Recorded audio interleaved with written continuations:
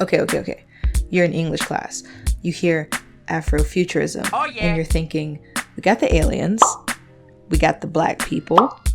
So you synthesize them like...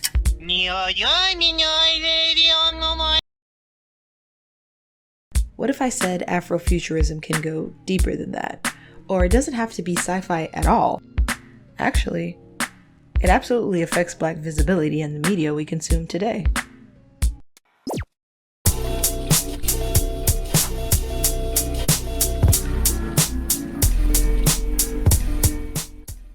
Hey y'all, this is probably the first ever video you're seeing. It is the first ever video you're seeing by me. I'm Lisa. Happy Black History Month. This whole Black History Month, I'm going to be trying to release videos about Black history as it relates to media, mostly literature, some film here and there, mostly the positive stuff. Girl, we need it. We need it, okay? We need that right now. This series might extend past Black history because mental health and it's tough out there. So what I want to start with is sharing my working definition of Afrofuturism, what it means for general pop culture consumption, and how Black creatives can leverage the expansive genre for some really fucking cool, nuanced expressions of what it means to be Black. As a disclaimer, this video is not an Afrofuturism crash course, okay? Usually when people talk about Afrofuturism, they want to talk about Sun Ra. You know, Sun Ra, great musician. Love that for him. But I'm not going to be the 40th video about Sun Ra. All right, another thing, I'm going to have timestamps for you in case you get tired of myself. Second, all my sources in this video will be linked down in the description box. If you would like to purchase a book I mentioned, please use my bookshop affiliate link, as you would be automatically funding an independent bookstore, including your local blackity black bookstores, and you'd be giving your girl a 10% commission. Lord knows I need it. Please help. You get the picture. Let's get into it.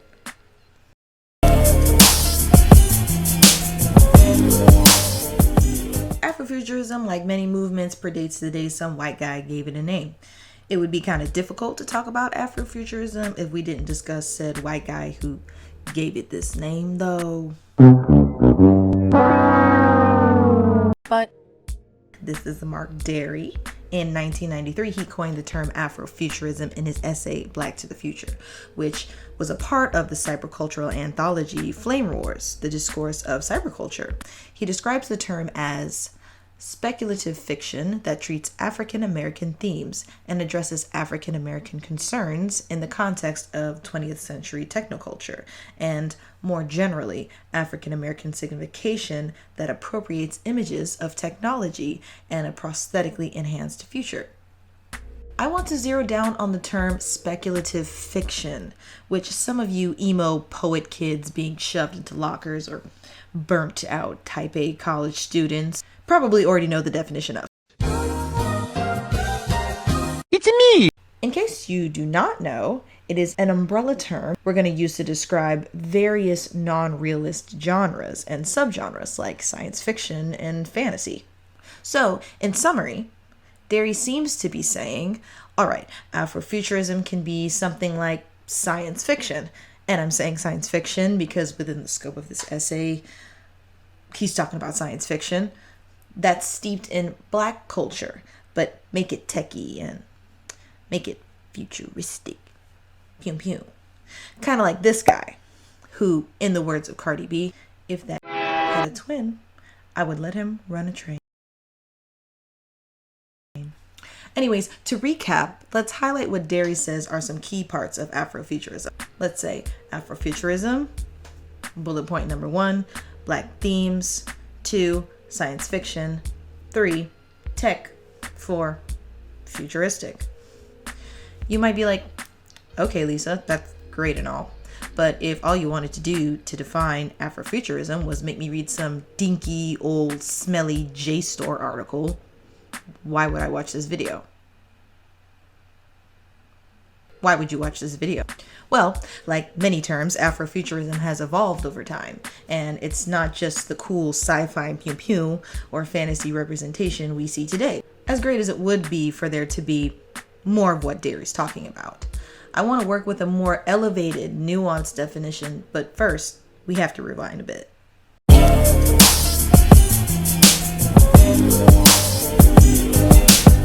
So what set the stage for Derry's working definition? Keep in mind, I'm mostly looking at Afrofuturism from a literary lens and seeing how that takes us into popular culture media consumption. So let's look back on some of the earliest literary examples of Afrofuturism. W.E.B. Du Bois, an incredible scholar, writer, and civil rights activist in the early 1900s, wrote The Comet in 1920. It is a sci-fi short story set in segregation-era New York, where, spoily doily, everyone's fucking dead. At least it seems like it. I mean, a comet hits the city and nobody survives it, except for these two people. Jim, a black man who seems to work in the lower vaults of some bank and is not wealthy, and Julia, a white rich lady. Surprise. Clearly Julia has some reservations about your boy being, well, black. But eventually, these two start to really humanize each other in a way that pushes beyond their previous preconceptions of racial boundaries, and they think of procreating in an effort to save the human race. I want to pull out this quote from the story so you can really synthesize Du Bois's messaging and the plot at hand. "Have you had to work hard?" she asked softly. "Always," he said. "I have always been idle," she said. "I was rich." "I was poor," he almost echoed. "The rich and the poor are met together," she began, and he finished, "The Lord is the maker of them all." "Yes," she said slowly, "and how foolish our human distinctions seem now." Looking down to the great dead city stretched below, swimming in the unlightened shadows. "Yes, I was not human yesterday," he said. She looked at him. "And your people were not my people," she said. "But today," she paused. "He was a man, no more, but he was in some larger sense a gentleman, sensitive, kindly, chivalrous, everything save his hands and his face. Yet yesterday..." That should give you a sense of the evolution of their relationship. I'm not going to spark notes the whole little story, but I kind of am, because here's the ending. They learned that the comet actually just affected New York through a group of men that arrive where the two of them are posted. And Julia is reunited with her family, who travels outside of New York before the comet hit.